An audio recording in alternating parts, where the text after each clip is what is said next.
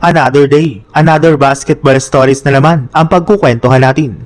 At ngayon nga ay pag-uusapan natin ang balitang wala nga na pong kinakatakutan si Anthony Edwards sa West at ang balitang pagkuha ng Los Angeles Lakers kay Jaden Ivey.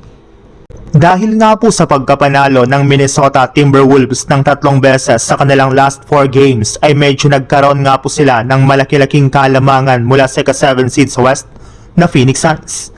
Kaya medyo maayos para naman nga po ang kanilang kalagayan ngayon at meron nga po sila ngayong napakalaking tsansa na makadiretso agad sa playoffs.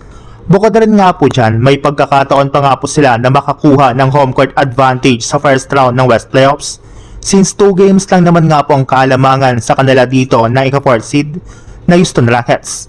Pero kung ang kanilang superstar nga po na si Anthony Edwards ang tatanungin, wala nga na po siyang pakialam kung sino man ang makatapat ng Wolves sa first round ng playoffs.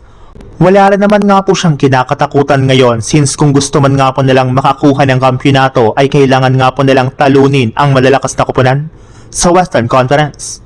Dahil nga po sa pagkatalo ng Wolves sa West Finals ng mga nagdaang taon, ay mas naging gutom pa nga po ang kanilang team na makaabot na sa NBA Finals at balak na nga po niya itong gawin ngayong season. Sa ibang balita naman, ayon nga po sa ilang mga analyst, hindi nga po kagaya sa ibang mga koponan sa West ay meron lang naman nga pong 3 player ngayon ang Lakers na may kakayahan na mag-take over ng laro lalo na sa clutch time na sina Austin Reeves, LeBron James at si Luka Doncic. Alam nga po nila na marami pa rin nga pong nagde-disrespect sa Lakers na mga analyst at fans. Ngunit kung titingnan nga po natin ang kasalukuyan nitong lineup, napakalayo na nga po ito sa kanilang naging team last year na na-eliminate agad sa first round ng playoffs. Mas physical na nga po ang galaw ng Lakers ngayon at hindi na nga po sila nadudumi na pa sa ilalim ng basket at iyan nga po ang dapat katakutan ngayon ng ibang mga teams sa Western Conference.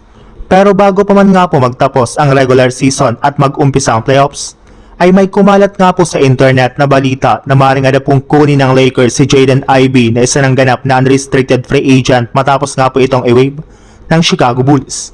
Pero kung pagbabasehan nga po natin ang rules ng NBA, since nga po wala na rin naman ngang bakanting pwesto sa lineup ng Lakers, ay hindi na nga po nila ito pwedeng kunin. At kahit man nga po magkaroon sila ng bakanting pwesto ay hindi na rin naman nga po ito pwedeng makapaglaro sa playoffs since lagpas na nga po ang buyout deadline.